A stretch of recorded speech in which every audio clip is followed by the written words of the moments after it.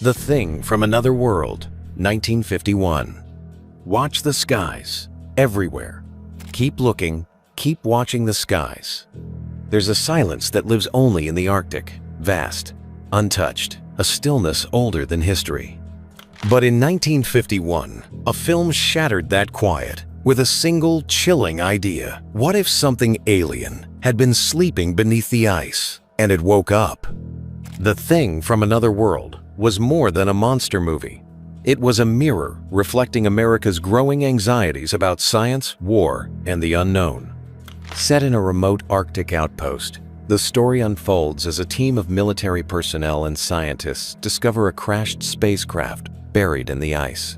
Inside, they find a frozen humanoid creature. They bring it back. The ice melts, and then the terror begins. What follows is not a barrage of special effects or loud action. It's something more unsettling, a slow, creeping paranoia. The alien, tall, plant-based, and predatory, is rarely seen in full. Instead, tension builds through silence, shadow, and suspicion. But the real conflict doesn't just lie between man and alien. It's between the men themselves. The scientists, led by the cerebral doctor, Carrington, want to communicate with the creature, to understand it. There are no enemies in science, he insists. Only phenomena to be studied. But the military sees things differently. To them, this is a threat that must be stopped before it destroys them all. This moral tug-of-war gave the film unexpected depth. While many sci-fi films leaned on spectacle, this one leaned into conversation, rapid, overlapping dialogue, and tense exchanges, a hallmark of producer Howard Hawks, who many believe directed large portions of the film uncredited. The result was something far more lasting than a standard alien thriller. It became a Cold War allegory. It became a warning. It became a classic. Technically, it still holds up. The black and white cinematography, the sparse set design, the practical effects, they all contribute to a timeless sense of dread. Even more impressive is what the film avoids. There's no excess, no grand destruction. This island Earth, 1955. We're not the only intelligent life in the universe, but are we the wisest? By the time the opening credits rolled on This Island Earth, audiences in 1955 had already seen their share of flying saucers and otherworldly visitors. But this film offered something different. It wasn't about an alien invasion. It was about an invitation, a puzzle, a test. The story begins with a brilliant scientist named Cal Meacham receiving an unusual shipment. Strange metal components and blueprints for a device called the Intera solder. Without knowing what it is or who sent it, he builds it.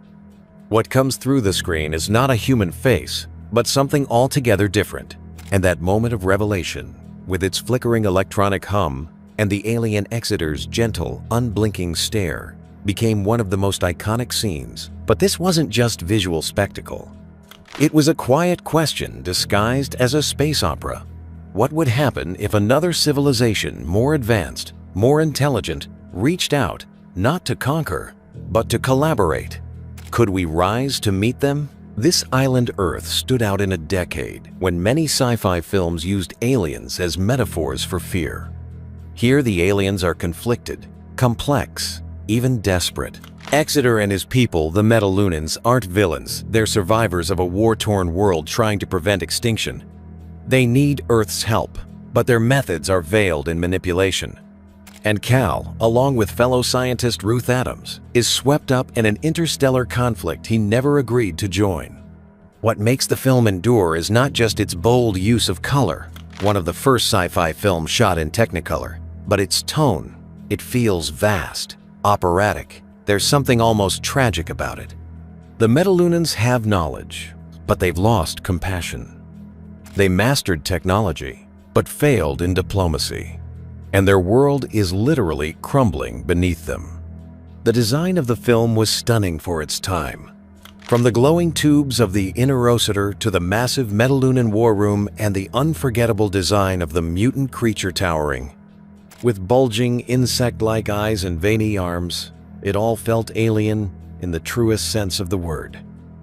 The Time Machine, 1960. We all have our time machines. some take us back. They're called memories. When George Pal's The Time Machine premiered in 1960, audiences were already living through a whirlwind of change. Post-war anxieties, atomic tension, space exploration, civil rights, unrest. So the idea of stepping outside time itself wasn't just science fiction. It was something close to a wish. Based on H.G. Wells' novel, the film begins in the parlor of a Victorian inventor never named, simply called George, who gathers a group of friends on New Year's Eve to unveil something that, even in their industrial age of wonder, strains belief. A machine that can carry a man forward into the centuries to come. But this isn't a story about flashy gadgets or temporal paradoxes. It's a meditation, a philosophical journey. George, played with quiet depth by Rod Taylor, isn't just curious about the future. He's searching for hope in it. What he finds instead is a civilization in ruins and a warning that progress without humanity can become something monstrous. As the machine spins forward through time, the film showcases some of the most evocative time-lapse sequences of the era. Clocks melting, fashions shifting, buildings rising and falling. It's not spectacle for spectacle's sake, it's history, condensed. And the message is clear. Civilizations build, destroy, and rebuild again, often without learning. George eventually lands in the year 802,701, where the world is lush, green, and seemingly at peace. The Eloi, childlike and passive, live in comfort, but with no curiosity, no ambition, no history. He soon learns why. Beneath them, in the darkness of the earth, dwell the Morlocks Pale, mechanical creatures who rule by fear and feast on the helpless. The social metaphor is unmistakable. H.G. Wells was a socialist, and the film preserves his vision of a future divided by class, where those who once lived above ground now serve those who once toiled below. But even stripped of allegory, the story hits deeper truths. That comfort can dull our instincts, that fear survives even in paradise, and that peace built on silence is no peace at all. Despite being released at the dawn of a new cinematic decade, The Time Machine feels like the last echo of an older Hollywood earnest, handcrafted, and steeped in moral inquiry. The sets, miniatures, and practical effects may seem quaint by today's standards, but they carry a warmth and texture that still resonate. And the film's pacing, measured, deliberate, gives room for its questions to land. Rod Taylor brings sincerity to the role, neither too heroic nor too detached. And Yvette Mimieux's portrayal of Weena, an Eloi woman who forms a fragile bond with George, adds a note of quiet sorrow to the film's final act. These aren't just characters, they're echoes, reflections of what we hope we'll find in the future and what we fear we might become. When the film was released, critics praised its vision, but some dismissed it as simplistic. Yet today, it reads differently. The Fly, 1958. I'm still human. I'm still me. Sometimes, horror doesn't come from outer space or distant futures.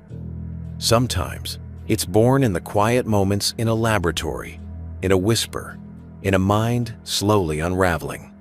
In 1958, The Fly offered a different kind of science fiction. One rooted not in monsters, but in a man's slow and terrifying transformation into one. Set not in space or the distant future, but in the tidy suburbs of Montreal, The Fly begins with a murder. A respected scientist is found dead, his head and arm crushed in a hydraulic press. His wife, seemingly calm, admits to the killing but won't say why. What unfolds is a story told in flashback, one that moves from domestic serenity to unimaginable horror, step by step. At the center is André Delambre, a brilliant physicist working on a teleportation device. He's not building weapons or chasing aliens. He's trying to solve a logistical challenge to move matter instantly from one place to another. It seems harmless, even noble. But in his final experiment, something small, seemingly insignificant, slips into the machine with him, a housefly. What happens next is not a sudden mutation, but a gradual, tragic descent. At first, only subtle signs. a trembling voice, a veiled face, increasing desperation. As Andre hides his disfigurement from his wife and child, his mind begins to fracture. He loses speech, then memory, and finally, even his will. The Fly is remembered for its now iconic ending.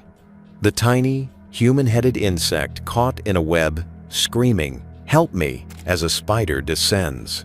That scene became a moment of cinematic legend. But what makes the film endure isn't that final shock, it's everything that comes before it. The slow, devastating unraveling of a man who never meant to become a monster. Director Kurt Neumann chose to keep the film grounded. There are no aliens, no grand conspiracies.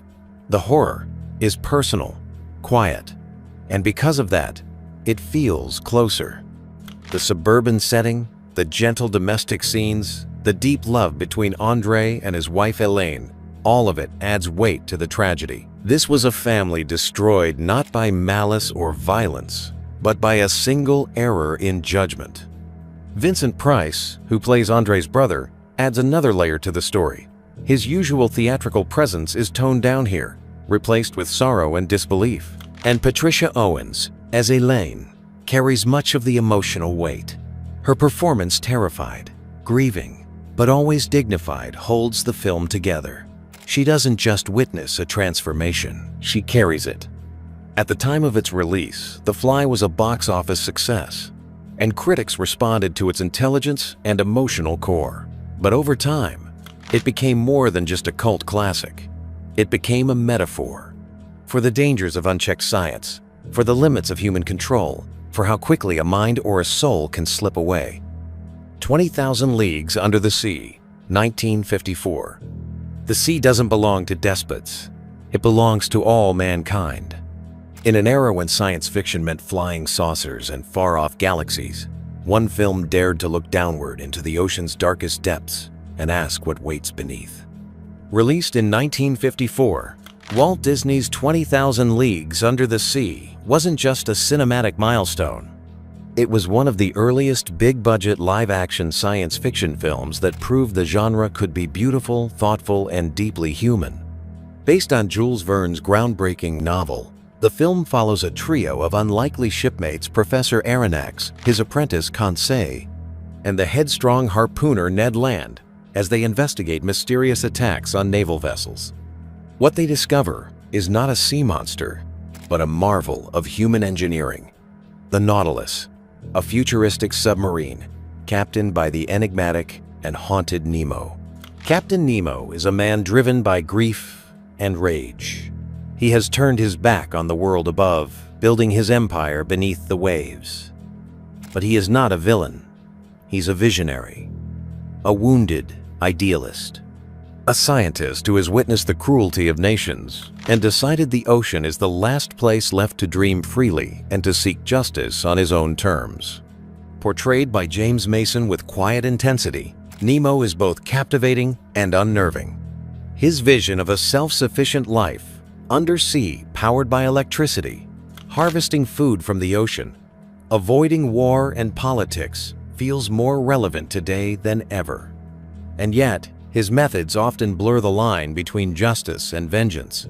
"I am not what is called a civilized man," he says. "I have done with society for reasons that seem good to me. Therefore, I do not obey its laws." The tension between idealism and isolation pulses throughout the film.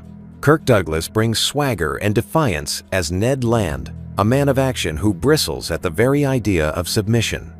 Paul Lucas, as Aronnax, provides the film's moral compass torn between scientific curiosity and ethical responsibility. These dynamics give the story its emotional weight. It's not just a voyage of discovery, it's a battle for the soul of knowledge itself. Technically, 20,000 Leagues Under the Sea was a marvel.